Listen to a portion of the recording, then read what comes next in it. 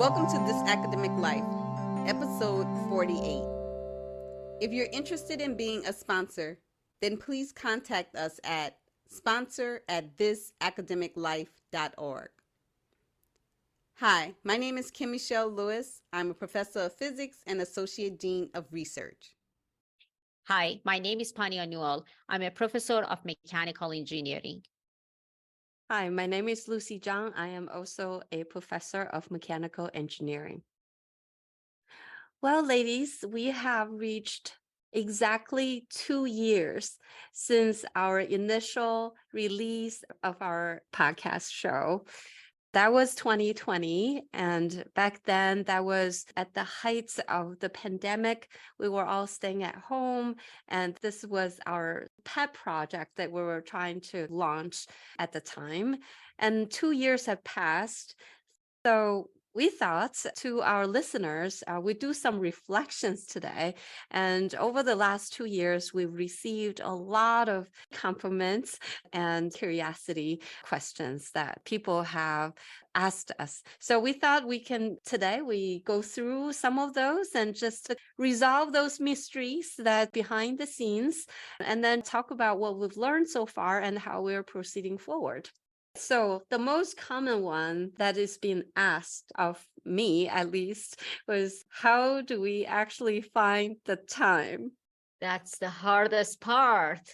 Oh my God. We decided to meet after 7 o'clock Eastern time. That works for all three of us. And we've been on a regular basis, and that requires a lot of coordinations with Kim's schedule. Yes, Panya, that is true, as the two of you are quite busy. But for me, I feel that the academic administrative position of being the associate dean of research definitely leaks over past 5 o'clock, past 6 o'clock, past 7 o'clock, past 8 o'clock. It just keeps going on and on. So I definitely think the fact that we commit to a particular time and we meet no matter what, I think we should congratulate ourselves that I think it's been very few meetings that we've actually canceled. I remember even when we had audio video issues. I think one time I didn't have any internet or didn't have power, and we still just rode through it. I remember just recording from my cell phone. So I think that speaks volumes to how dedicated we are to making sure that we get new topics out to our listeners, and just the excitement that we have to just continue this as something that we wanted to do and it's not anything that we were made to do. So I think that speaks volumes. So I think we should congratulate ourselves for making it this far. I totally agree. I'm patting myself on the back right now. I have relatively young children, and they have after school activities, and I need to drive them here and there. And my son has travel baseball games, and when the season comes, that's 5 days a week. So definitely a lot of commitment from everybody, and we're really hoping that can continue to do this and then provide good material and good contents for everybody. Now, speaking of materials and contents, another common question is people say, how do you choose the topic for every episode? Do you get your ideas from somewhere? Do you just kind of figure it out as you go? How do you do this? We are just creative people. We just come up with ideas one after another. So I think that some of them, they were timely. Like I remember once when Kim had that big event going on at Howard. So I think some of them are timely, and some of them are, we think that we experienced throughout our career that these are important topics that we wish that somebody had told us when we needed. So I think that's how we've been selecting them. And we got people reached out to us. They suggested that they wanted to hear about some of the topics. Yeah, I remember the topics that I came up with was just based on pure passion. Like I was like, I have a strong opinion about this, and what better way to get all of these ideas off my chest or out of my head is to express them in a very comfortable format that's very laid back, and I get feedback from the two of you. So most often my topics come from pure passion or topics that have always gave me a reason to pause to think, like, is that really the right way to do it when it comes to academics in the academy? So I think for me, that's probably the hardest thing, is coming up with a topic that I'm very passionate about and that you can hear it in my voice, because they can't see me moving my hands or shaking my head or rolling my eyes, but they can hear the passion in my voice, the inflections in my voice. And I think that's probably for me the hardest thing about choosing a topic. At the very beginning, when we were talking about the show, how to organize the show, we were like, we're in academia. There's unlimited number of topics. There are things happening every single day. Even though we're doing the same thing every day, we teach, we do research, and we do service, but there's always a lot of nuances and all these tenure promotions and things on the side that typical person or typical student don't really see the other side of us. So there are a lot of topics that we can always choose from. So certainly we feel like we can never run out of topics. And then sometimes we pick up fun ones, right? Like the Nobel Prize one. That was a fun one. And that was a timely topic at the time as well.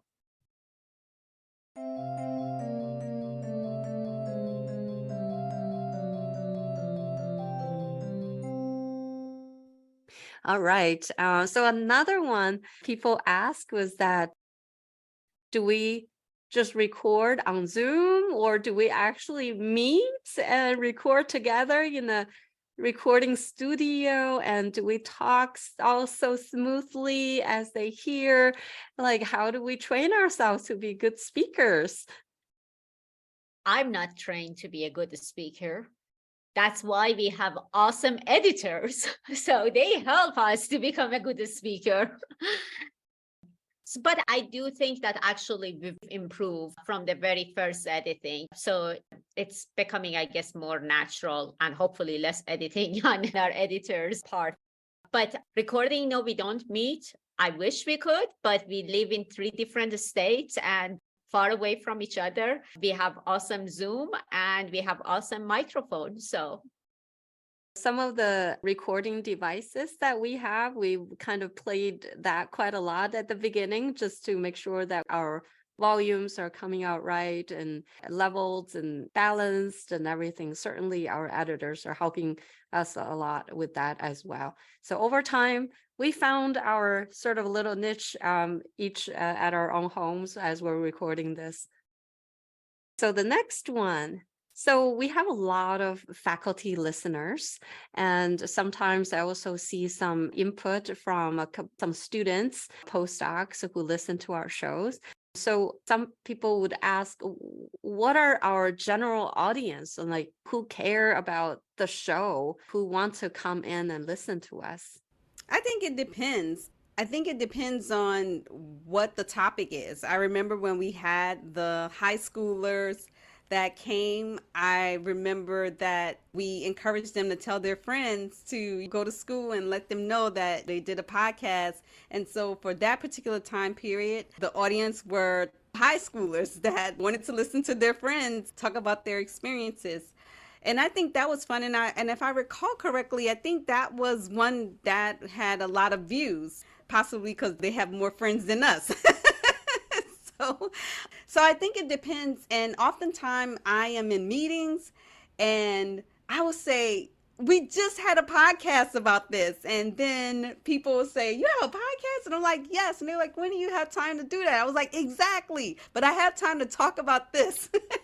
So sometimes I just casually in conversation remember that we talked about this in our podcast and tell my colleagues, and then they'll go back to actually listen to the podcast. So I think it varies, and maybe that's the reason why sometimes our listeners fluctuate, because it just depends on what the topic is. I know we do have like listeners that are really loyal to us, so that's always good as well.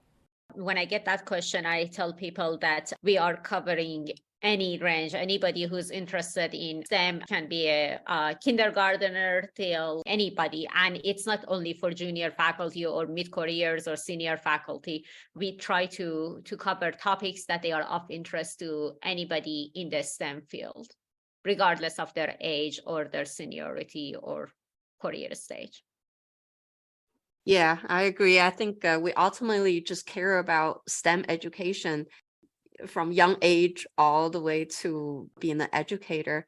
So it's definitely the passion for the three of us. And we always want to encourage young people to get interested, and then just look at us, right? We're women. We made it. We didn't come from families with very rich background and or anything like that, but we all made it and we're doing well. So a lot of young children can hopefully see us and then see a future of them. I know that I have personally received a lot of positive feedbacks from people. And I know that it's a while when we meet that we talk about, oh, guess what I've heard this week, right? So maybe we can share some. I one long email during the Christmas holiday admiring one of our episodes from one of our listeners and talking about specifically about the episode that we had on prestige and saying that how much that person loved it and capitalized love. And it was really heartwarming seeing that somebody during the holidays listening to our episode and then being pleased with the outcome and then the topic and taking the time writing to us. I had many colleagues and many people at conferences coming to me and saying, oh, I know you through that podcast, or saying that, oh, why are you releasing every other week? It's like, well, we have other things to do in life too.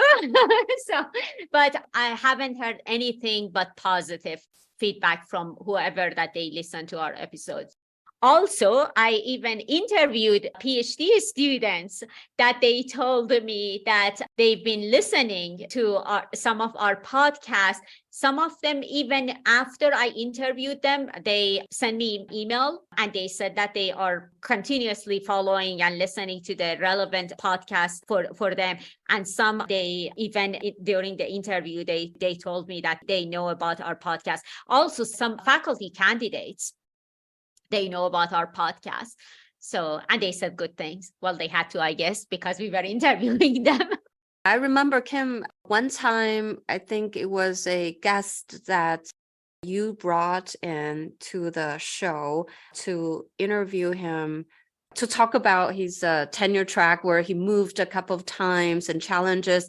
And then afterwards, he received an email saying how much that episode had inspired the person who wrote the email. And then he forwarded it to you. And it was very inspiring for a lot of people.